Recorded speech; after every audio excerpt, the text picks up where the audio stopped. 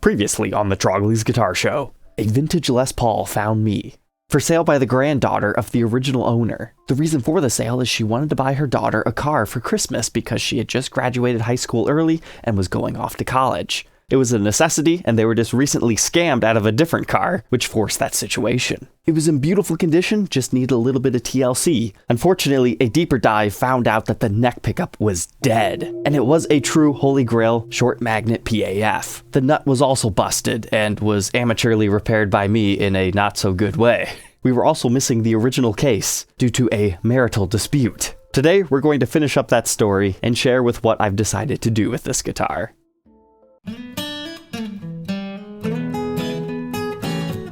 Welcome back, Troglodytes, to your daily dose of guitar information, the Trogly's Guitar Show, Christmas Eve edition.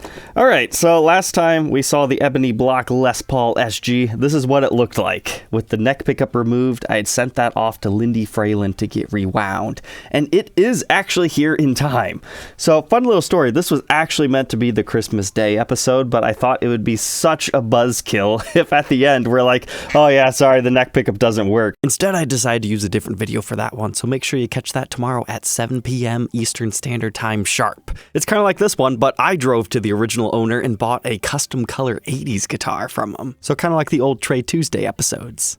Initially, Lindy's associates said, yeah, there's no way we can get that back to you by Christmas, but you son of a gun, you did it, so thank you. We can at least get the update of this. But before we go into restoring this has a vibe all on its own. There's a really famous picture of Eddie Van Halen using a burst setup like this. He just removed the neck pickup, and you could see the color difference and all that. And I know Phil X uses guitars like these all the time. He'll just put like a little cartoon figure in here or a race car. This is pretty vibing, just like this. I kind of regret not taking that neck pickup out sooner and like doing the original demo like this.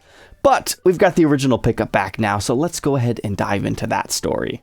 So after finally figuring out that the neck pickup was dead, after taking it down to Jam City Guitars and him going as far as he could to finally tell me that yes, indeed, it was a dead slug coil side of the pickup, I had to decide who do I want to send this to, and the first name that came to my head was Lindy Fralin. I know there's a lot of boutique custom guys out there that you can trust with a PAF, and I had a whole bunch of viewers offering to help me for free, but I didn't really want to send a $5,000 pickup out just to anybody. I wanted a name and reputation behind him, right? Also, when you're rewinding a very expensive pickup like this, it's helpful to have somebody that has a reputation. That way, whoever might buy this in the future goes, oh yeah, I've heard of Fralin pickups. So it was like $80 for the initial look over, which I thought was a very fair price. And then I thought for sure this was going to be like $250, $300 to rewind a pickup like this. But I was shocked when he sent me the bill for $45.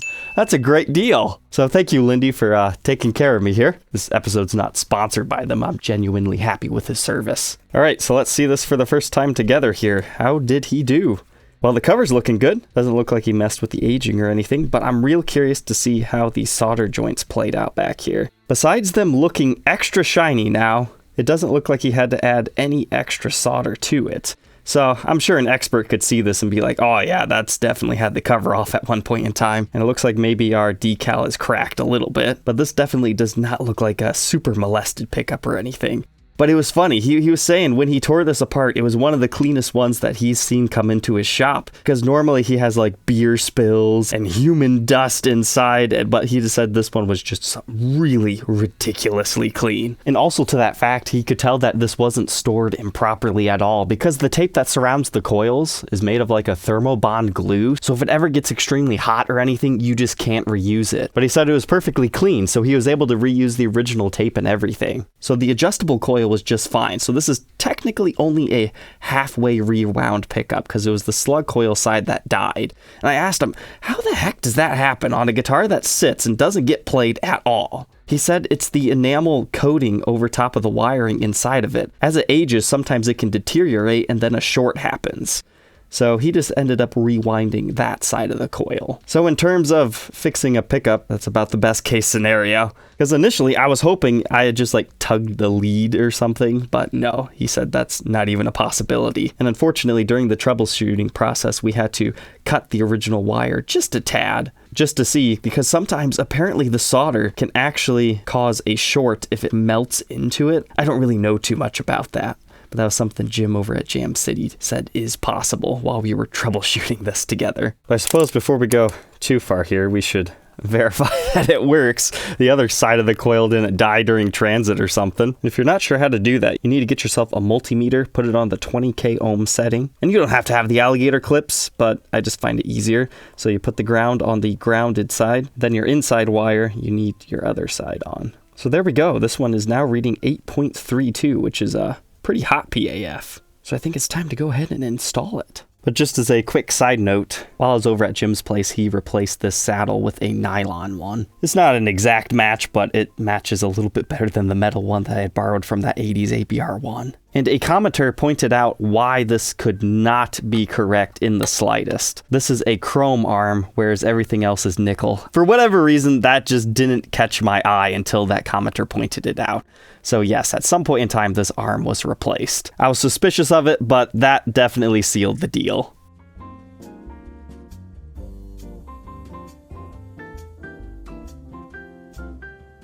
All right, moment of truth. Let's see if it works now. Bridge position, 7.4. Neck, we have a reading, 8.2. Middle position, just for fun, 3.89. So that means we can finally get a full demo out of this one today. And I probably could have just had this rewound and not documented the process and been an unscrupulous dealer and just never filled anyone in, but that's not what I'm about. I'm all about honesty here. The neck pickup has been rewound, but hey, at least it's the original one and was only halfway rewound. So now let's talk about the nut. Man, everyone was just hammering me on that. Okay, I'm not a blubbering buffoon or anything. I did protect the headstock and the fretboard. I had many layers of masking and painting tape over top of it because I figured there might be some glue seepage because I put it in from the side, the top, and this side. But unfortunately, to my dismay, it still went under the tape. So I'm sorry. I did the best I could. I wanted to take it to a professional, but the only one that I knew that was local was not taking on new work. I didn't really feel like driving 3 hours and waiting weeks for it to get fixed because I wanted this to be the Christmas special, right? So how is it holding up after a couple of weeks? Unfortunately, it's starting to bend again. I think it's eventually going to break. So let's just say that definitely needs professionally replaced at some point in time. So let's get this strung back up and then get to a playing sample with the neck pickup now before we uncover the other extra goodies I've purchased for this.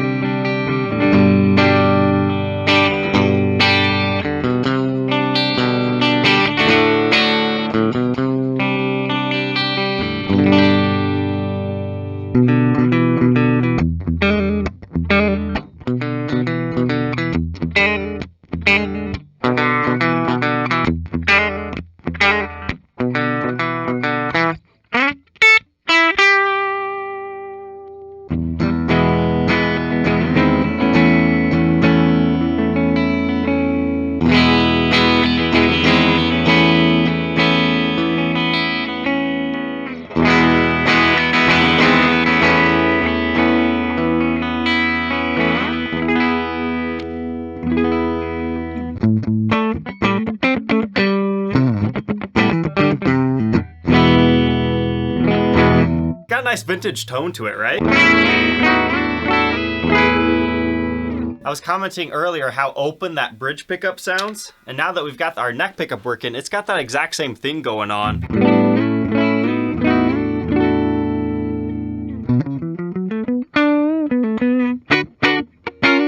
And now we can also work them together.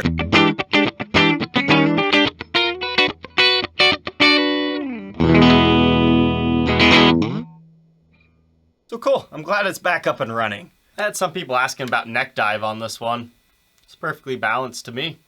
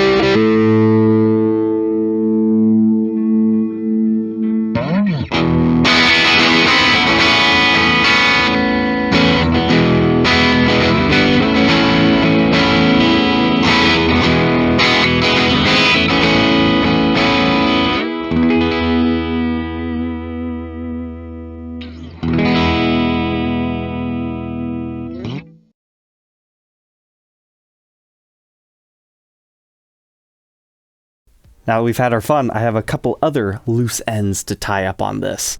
We had a non-original case, so I did some hunting.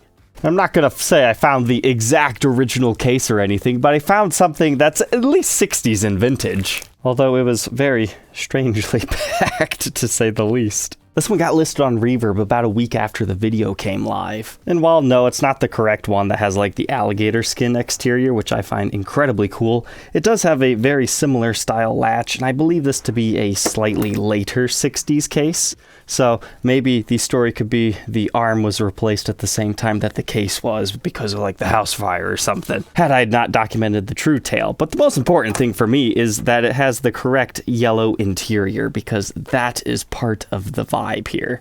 So incorrect exterior, correct color interior. We even have the neck securing strap here, which you don't find too often. That might have been added after the fact, to be honest. But let's go ahead and get this in its new home here to see how it looks. Hopefully it fits okay. Yep, that looks pretty close to me. Although I definitely prefer the SG Artist Sorrento case that I had it in because it's just so fancy looking, but this is technically considered more correct for this guitar. So is that the end of our journey today? We've restored it, got it back to playing condition, found it a semi-what era correct case? No, there's actually a little bit more to the tale that I wanted to share with you guys today.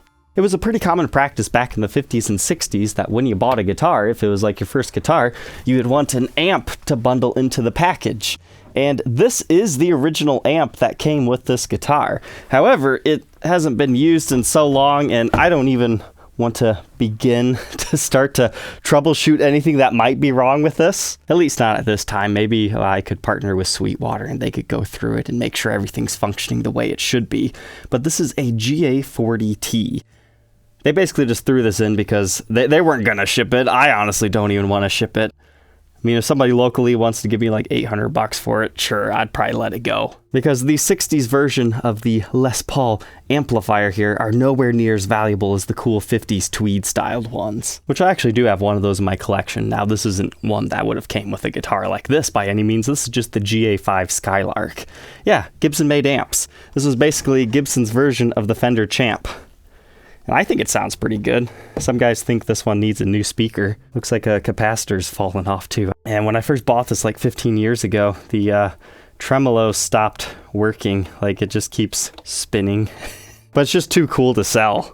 But part of making these things modern and safe is replacing the 2-prong plug with a 3-prong grounded plug. And while I would love to demo this in this particular episode too, that safety feature has not been done, and it's not worth risking getting an electrical shock. Just to demo an amp that probably needs serviced anyways. I was debating never even bringing it up, but it is kind of a cool amp just to look at anyways. You can see the cool rusty handle here. See the cool foot switch. Looks like it's made out of wood and then has like a little rubber backing on it. So there we go. That completes the tale of this Gibson Les Paul from 1962. Bought from the original family, and now you're probably wondering what is the fate of this one. Am I ultimately going to add this to my collection for my future museum?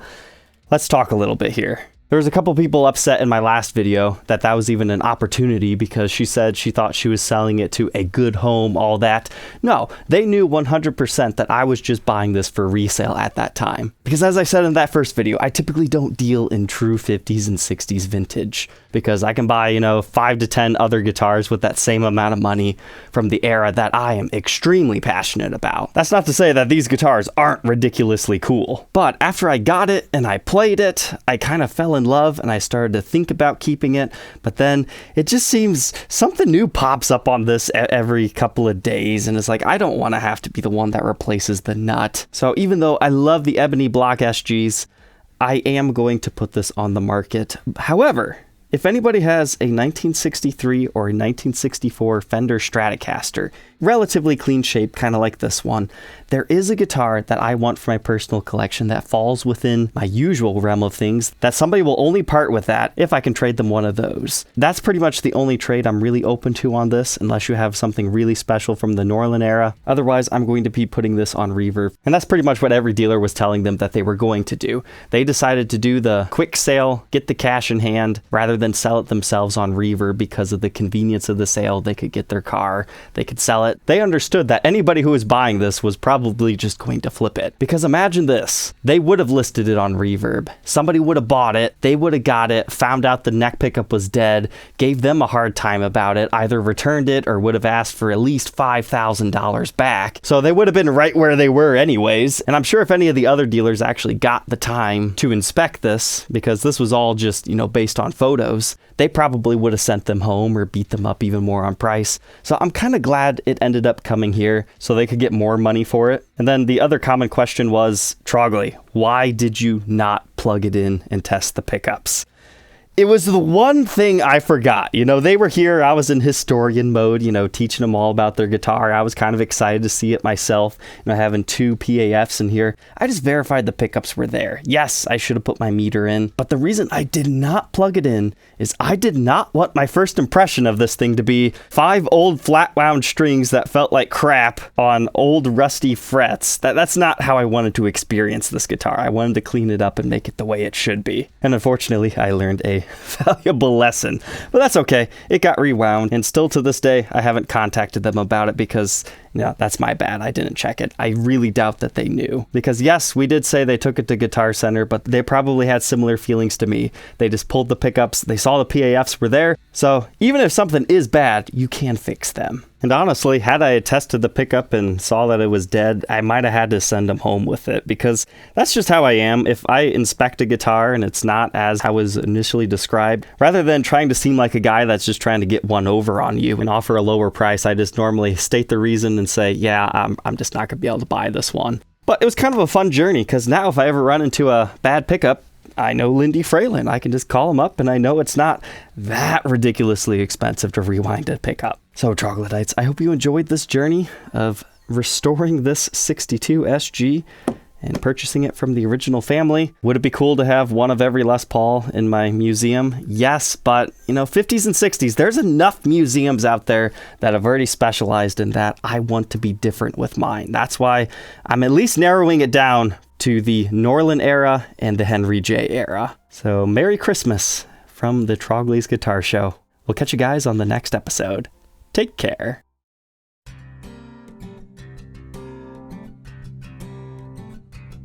If you enjoyed tonight's episode, consider subscribing. I post videos like this every day. And you might even enjoy this next one.